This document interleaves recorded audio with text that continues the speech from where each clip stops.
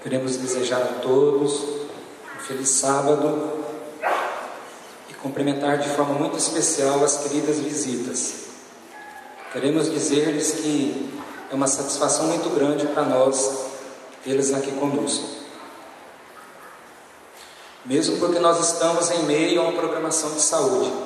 Ontem à noite nós tivemos uma palestra maravilhosa, falando sobre alimentação. Hoje estaremos falando sobre o estilo de vida. Qual é o seu estilo de vida?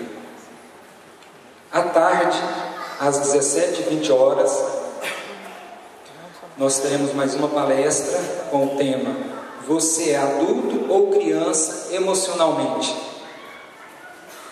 Quando alguém te provoca, de que maneira você reage?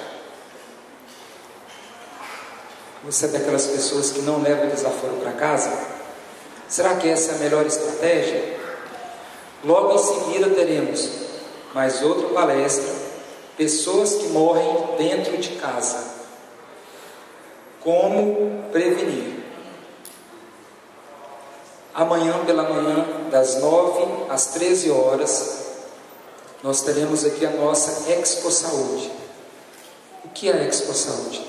Uma feira de saúde, onde ali serão apresentados os 8 medicamentos naturais deixados por Deus. Nós hoje estaremos falando, mas amanhã teremos ali várias pessoas que estarão explicando detalhes. Teremos nutricionistas, psicólogos, teremos médicos dando orientações de saúde. E à noite, mais uma vez, o tema: o mal do século, previna-se. Então todos estão convidados para hoje à tarde, amanhã de manhã e amanhã à noite.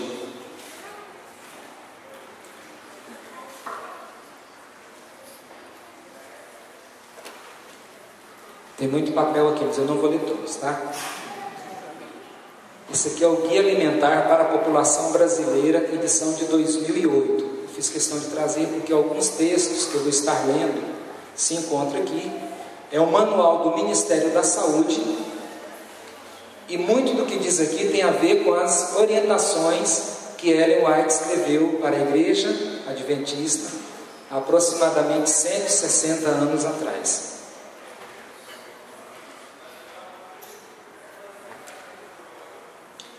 Nós estamos vivendo no período contemporâneo da história da humanidade. O que é singular nesse período?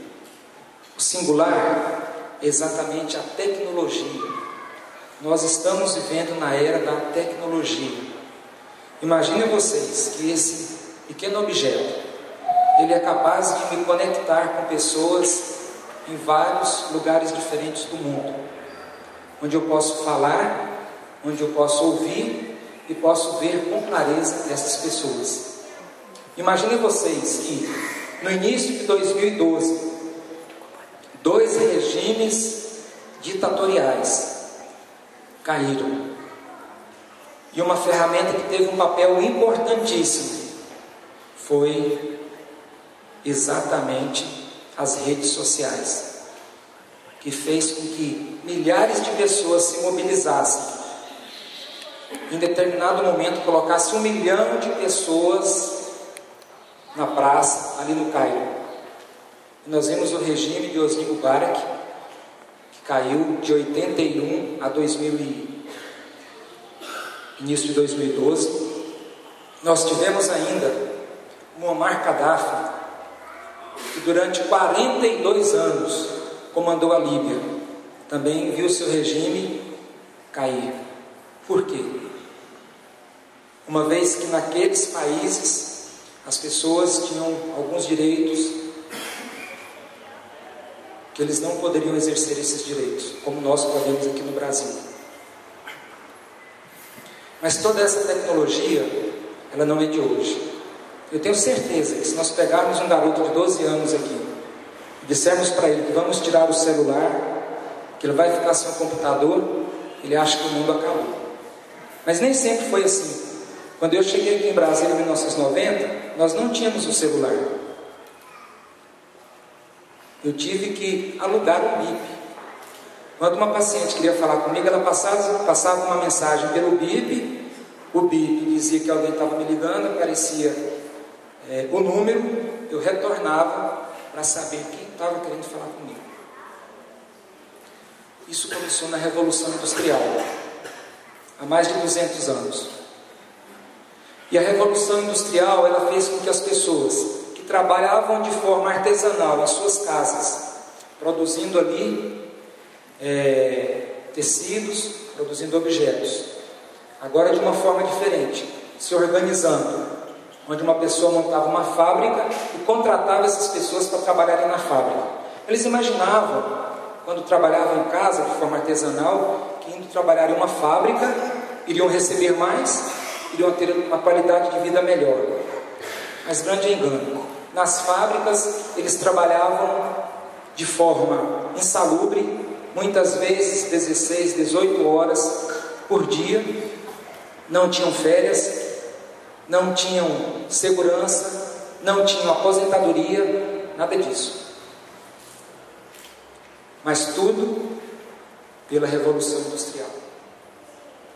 Lógico que a Revolução Industrial chegou ao celular, agora chegou ao 5S, tecnologia de ponta.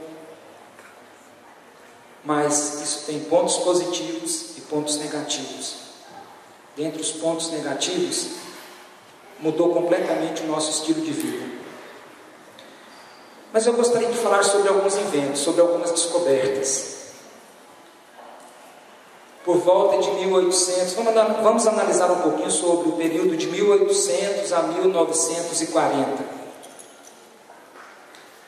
Em 1800, como era a iluminação pública ou a iluminação dentro dos lares?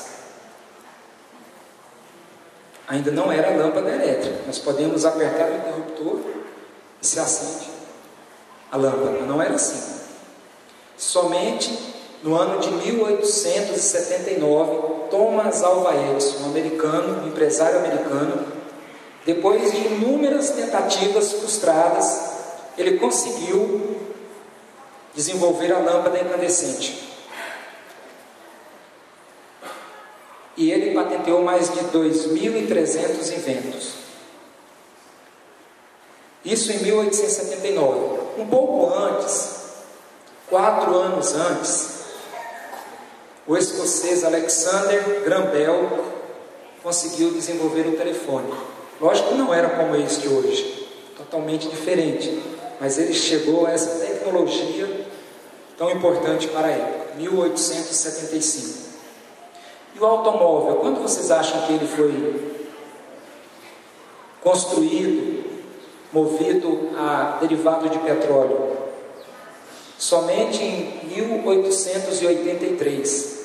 E ele foi produzido em grande escala para que as pessoas pudessem comprar somente em 1901, ou seja, há 110 anos, 111 anos, o automóvel foi concebido na forma, como nós temos hoje, resultado da tecnologia. Mas como era a medicina naquela época? O que vocês acham? Será que existiam antibióticos?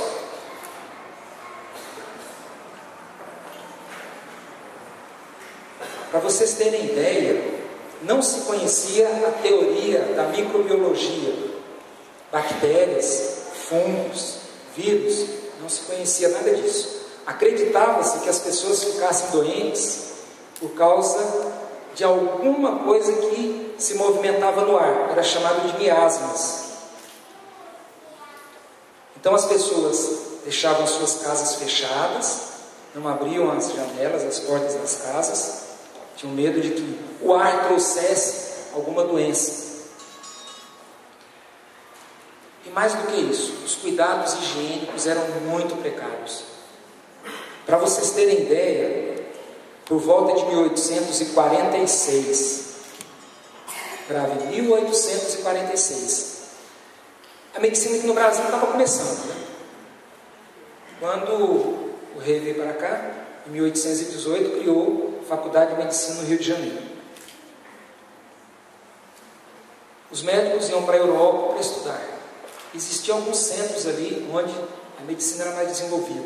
Em Viena, capital da Áustria, era um desses centros. Ali tinha uma maternidade famosa, onde trabalhavam alguns médicos ali. Um desses médicos, ele era húngaro, e ele foi então trabalhar na Áustria. O nome dele era Semmelweis, 1846. Tinha ali uma grande enfermaria, onde as mulheres iam ali para dar à luz.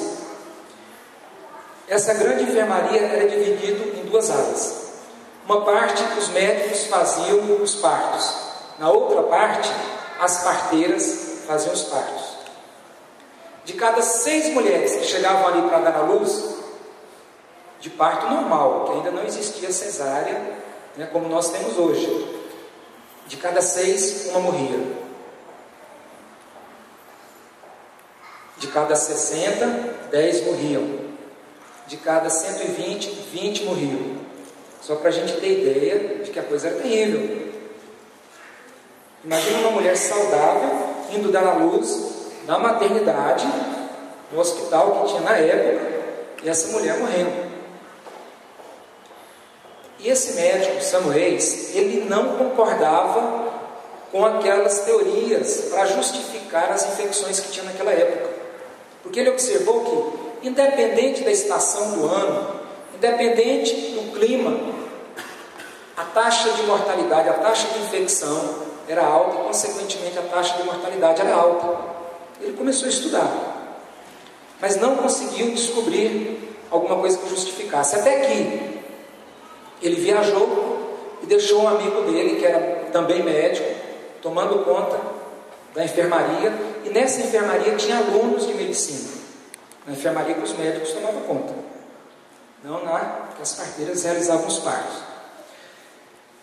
E fazendo ali o que mais incrível daquela época, assim, que nós hoje analisando parece que é uma coisa chocante, aquelas mulheres que morriam, eles levavam para um outro local que ficava ao lado dessa enfermaria, e ali eles faziam as necrópsias.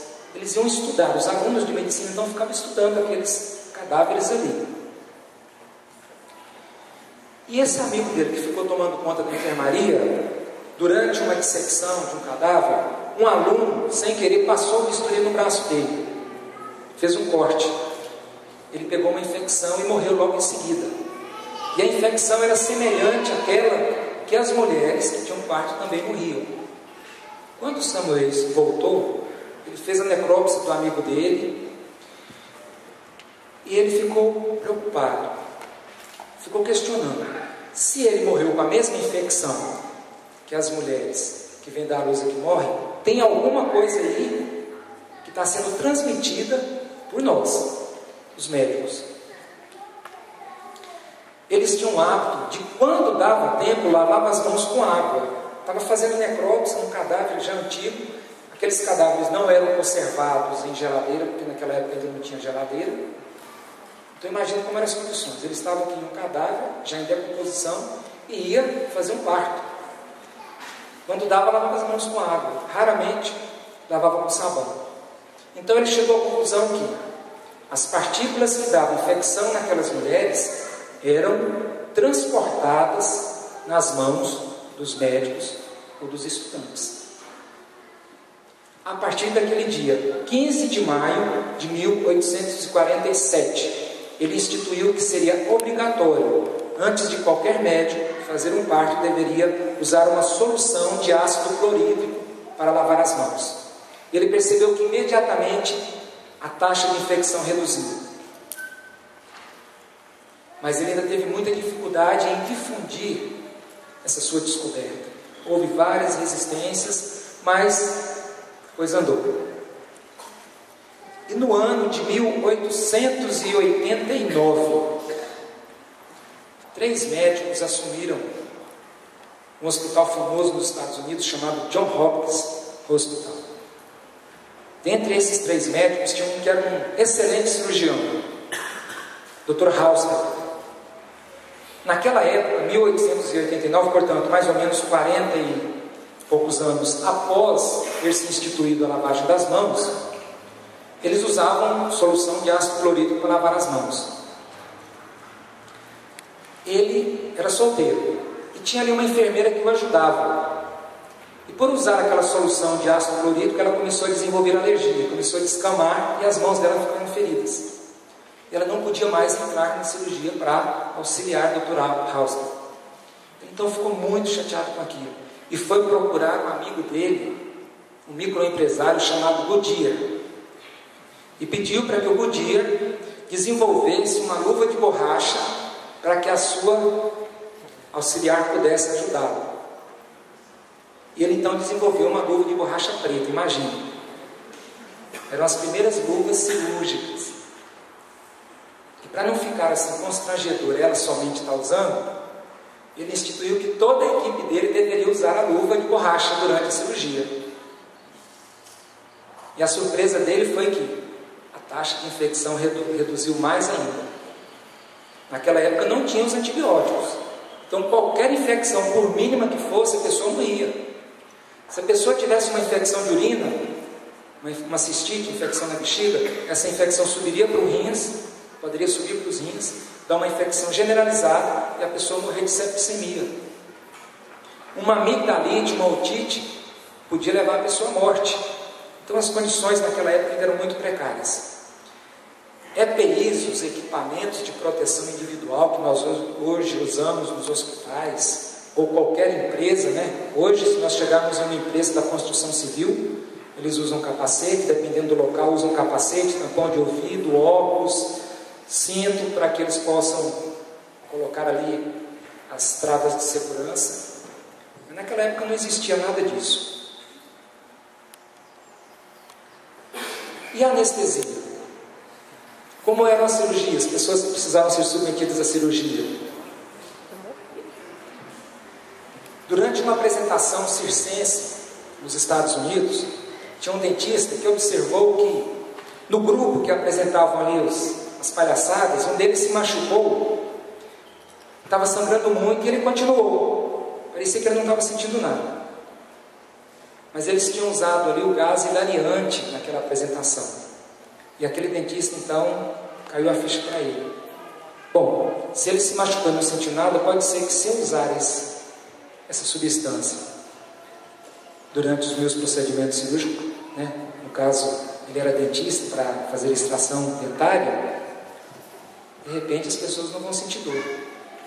E começou a estudar isso aí. E foi exatamente no ano de 1846, também, no dia 30 de setembro, se fez no hospital nos Estados Unidos a primeira extração dentária, onde o paciente usou ali um chumaço de algodão com éter. Ele apagou, dormiu profundamente, e quando acordou, já tinham feito a extração dentária, e ele disse que não havia sentido nada durante a cirurgia. Antes desse dia, 18 de setembro de 1846, 30 de setembro de 1846, as cirurgias eram realizadas de que forma? O cirurgião tinha alguns assistentes que seguravam o paciente, colocavam um chumaço de tecido na boca do paciente para que ele não gritasse, seguravam enquanto os médicos operavam. Era uma sessão de terror. Era isso mesmo. Isso o quê? Há 160 anos atrás. Nós então somos agradecidos a Deus imensamente por termos nascido nessa época. Não naquela época. Mas irmãos, Deus sempre tem se preocupado com o seu povo, com aquelas pessoas que procuram fazer a vontade dele.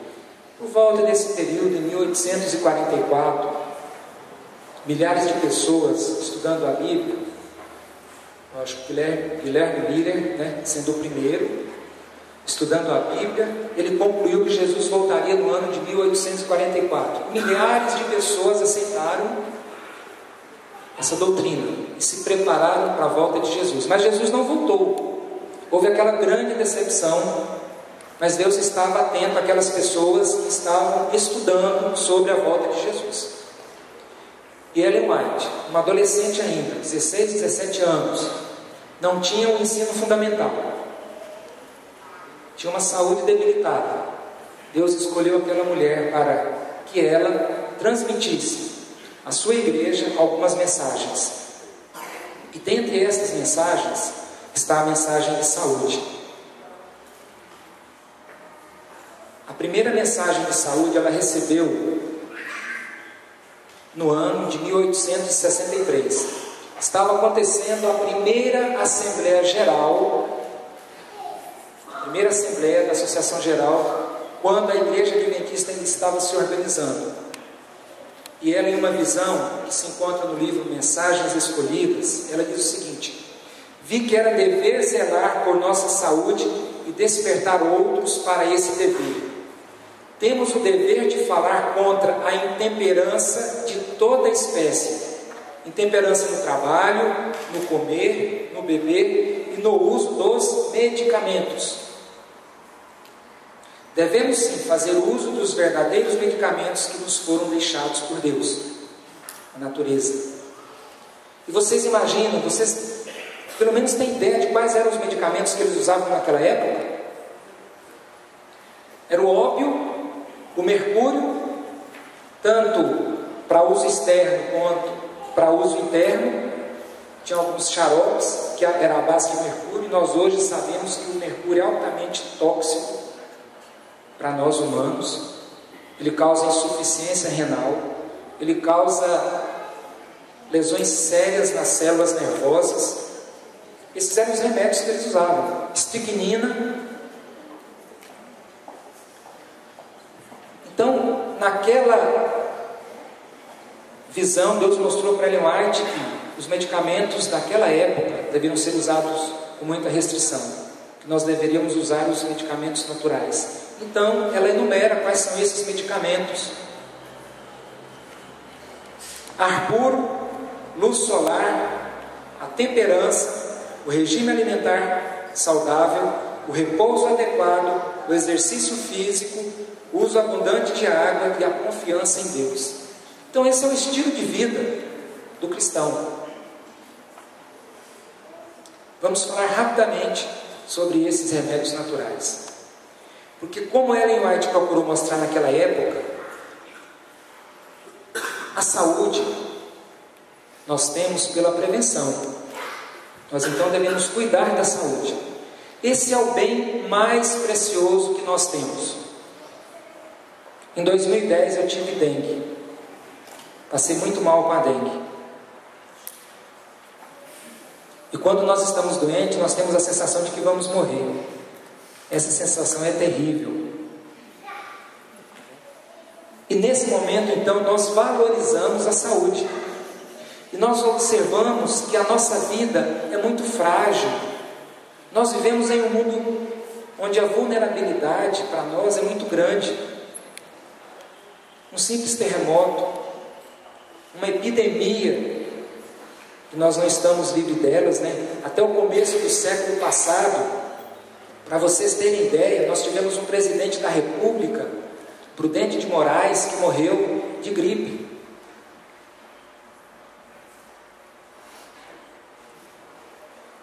Naquela época, 1929, 1930, não existia as vacinas, não existia transfusão sanguínea, não existia raio-x. Qualquer gripe que dava, as febres, né? Febre espanhola e muitas outras, tinha dia que tinha 5, 6, 7 mil pessoas mortas ali no Rio de Janeiro. E quando começaram as primeiras campanhas de vacina, foi necessário criar a polícia sanitária, porque as pessoas não queriam ser vacinadas. Quando os agentes comunitários de saúde iam nos morros ali no Rio de Janeiro para vacinar as pessoas recebiam, né, com vassoura, com arma de fogo, e foi necessário se criar a polícia sanitária para que obrigasse aquelas pessoas a tomarem as vacinas.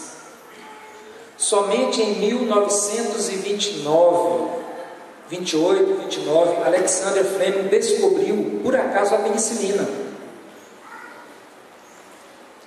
Então, irmãos, quando Ellen White, lá em 1863, teve aquela visão: olha, vocês têm que cuidar da saúde, o melhor remédio é a prevenção.